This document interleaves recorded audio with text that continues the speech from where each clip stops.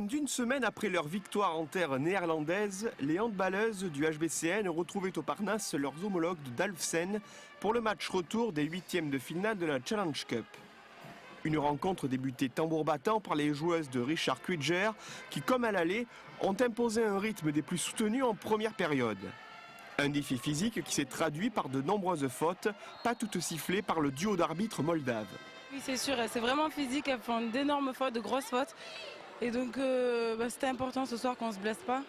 Donc voilà, on a essayé de faire attention quand même parce qu'on savait vraiment qu'à moins 10 ou à plus 10, elle lâche pas, elle lâche rien du tout. Donc voilà, c'est vrai que c'était très physique. Ouais. On a vu avec Maureen, notre copine, elle s'est fait mal au nez, la pauvre, elle s'est pris un gros coup de coude et j'espère que ça va aller pour elle. J'ai vu la retransmission à la télé, donc je savais que ça allait être agressif. Puis je connais aussi le jeu néerlandais.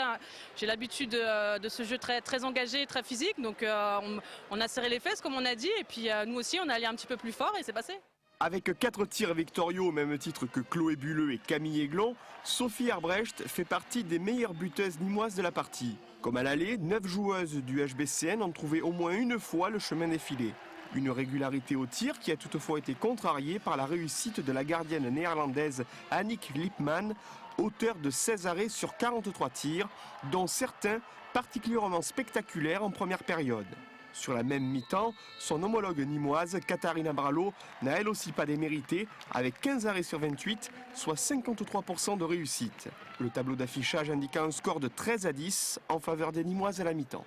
Au retour des vestiaires, ce sont des joueuses remotivées et mieux organisées dans la construction du jeu qui allaient faire la différence et creuser l'écart, parfois avec 9 buts d'avance.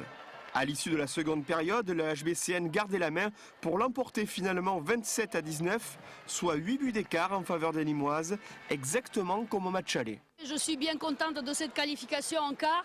C'est vrai que tu reviens de là-bas avec une victoire de 8 buts. C'est difficile. Par contre, ce que je leur ai dit aux filles, c'est que justement, on doit rester rigoureuse dans ce qu'on doit faire. Et elles montraient avec le retour de Sophie ce soir qu'on a la possibilité de marquer beaucoup de buts, d'encaisser peu. Et il y a eu des situations de match en attaque qui nous ont fait beaucoup plaisir parce qu'il y a eu un jeu en continuité. C'est sur ça ce qu'on veut tendre et surtout de ne pas encaisser en défense. On a assuré la victoire, on a gagné, c'est le principal. Et puis on a pu tourner, tout le monde a joué, on s'est fait plaisir, donc on est contente quoi. Bon, c'était déjà bien parti après le match aller, mais là on s'est fait plaisir. Ça n'a pas été super joli à voir, mais en tout cas on a été tout à 100%. Ça a été un match dur au niveau de l'engagement physique, ça a été très agressif. On a répondu présente, le résultat est là, la qualif est là, et puis moi j'ai retrouvé quelques sensations, donc c'est top. Reste à savoir désormais vers quelle destination européenne les Nîmoises vont embarquer le mois prochain. Un retour aux Pays-Bas, un dépaysement en Turquie ou encore une escapade italienne. Quelques-unes des possibilités de tirage au sort pour les quarts de finale de cette Coupe d'Europe de handball féminin.